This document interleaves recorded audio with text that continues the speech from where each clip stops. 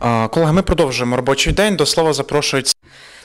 And now I give the floor to Presidential Administration spokesman on ATO-related issues, Colonel Andriy Lysenko.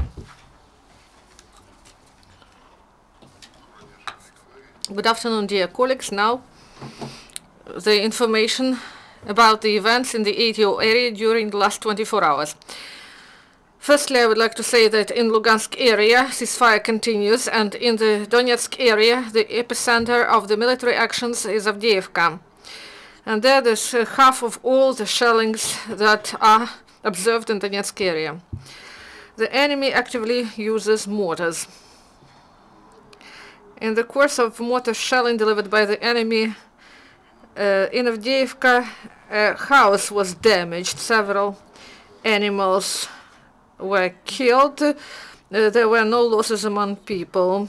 And in this area, the shellings are starting from the morning till the evening. And also the situation was tense in Lugansk, Zaitsevo and Donetsk airport. In Piski, peaceful resident suffered because of the explosive device.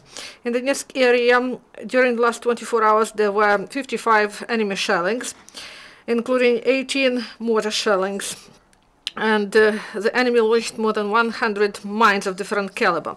The situation deteriorated in Mariupol area. The hottest area was Shirokina.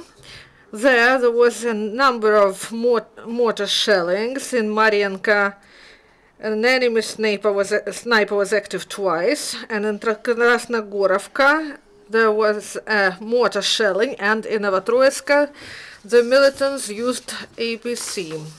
A number of minor provocations was carried out in other parts of the front line. On the whole, yesterday in Mariupol area there were 21 enemy shellings, including 6 mortar shellings.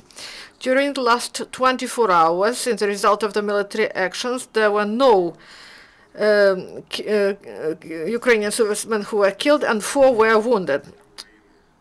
SBU officers detained a subverter who planned to blow a railway line near Izum station. The detained was recruited in January 2016 by the DPR, Ministry of State Security. The subverter used large caliber artillery shell and 2 kilograms of plastic explosive, and he was promised to be given $15,000. In Nikolaevshina, graduates of Military Air Force faculty of Kharkivsky University of Air Force, named after Ivan Kozhedub, started their first individual flight training in MiG-29 and Su-25. So they have 4 flight shifts per week, and during other days they undergo training on flight simulators. And 5 trucks went through Novotroitsk checkpoint. They brought humanitarian help to the local residents. This help was provided by the International Committee of Red Cross. If you have questions, please ask. Do you have some questions? Fifth channel, you are talking that one man tripped a mine. What kind of explosive was that, and what is the fate of the person? We don't have this information so far. The explosive exploded in Piski.